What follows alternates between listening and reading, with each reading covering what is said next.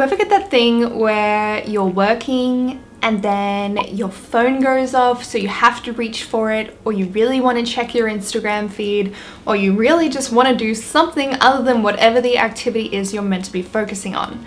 Don't worry, it happens to so many people. Welcome back to another video in my minimalism week. Today I really want to talk about tips for how to focus better. I feel like minimalism isn't always just about decluttering and owning less stuff, any of that kind of thing, but I think it's also about getting rid of distraction. I'm not saying go and throw your phone in the rubbish bin and set it alight. I'm just saying figure out a way to find a balance between having your free time and spending time on those distraction kind of activities, and then still be able to get your work done. If you actually had someone filming everything you were doing for a whole day, you would probably be shocked at how much you are dividing your attention every time you do a task. Whether it's doing something and watching TV or Netflix, or whether it's being on your phone while you're sitting there with someone else and you could be talking to them.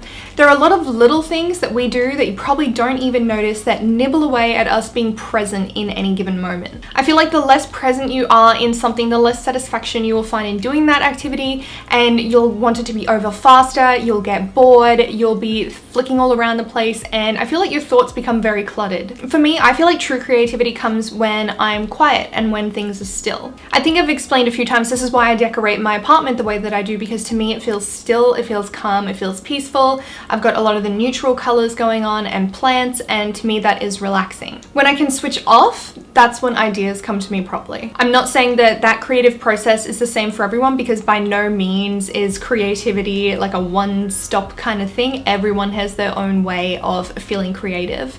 But what I am saying is it is important to have some downtime and have some stillness and really focus on where you are and what you're doing. So this is just about finding a way to reduce the buzzing and reduce the chatter and the outside noise and figure out how to find that stillness within yourself. A way that I find very useful to do this is to do one activity at a time, and this will take more thought than you were originally planning. So whether that's making a cup of tea and solely focusing on that one activity, or cooking a meal, making the meal, no distractions around you like music or TV or anything like that, just do that one activity. And I feel like it should be the same if you're with your friends. Maybe if you're hanging out with someone, make a deal where the both of you aren't going to be on your phones for a certain amount of time and actually spend that time with the person. There's nothing I hate more than when I'm like hanging out with friends and you're sitting at a table and all you can see is this.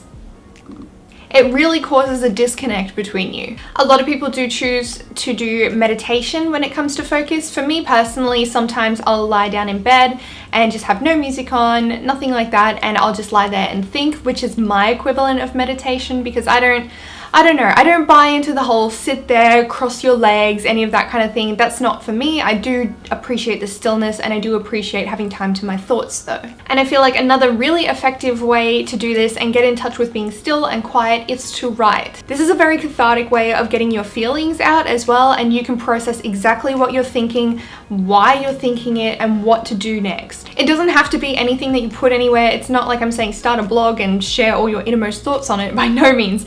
I'm just saying find time to sit down and write things out just for yourself. You'll find that a lot of clarity can come out of your thoughts when you do sit there and write it out, because you are processing things, you're having to deconstruct why you're feeling certain ways or why you're doing certain things, and it can lead to more progression in whatever you're doing. It's also good to sometimes just switch off, just spend an hour or two without your phone and without your computer, take some time away and spend some time either in nature or just on your own, or doing something that you find relaxing. I know for some people, especially those who live a busy lifestyle or you have kids and things like that, it's not easy to get an hour, but even if you take 10 minutes and fully dedicate yourself within those 10 minutes to just focusing on being quiet and still, it will make a huge difference for you. So this was just a little reminder video, because I'm sure you all know the benefits of being quiet and being still and ridding yourself of distractions. I don't have to go through them, but I thought it would be important to reiterate it, because with the way our world is and the way social media is and everything,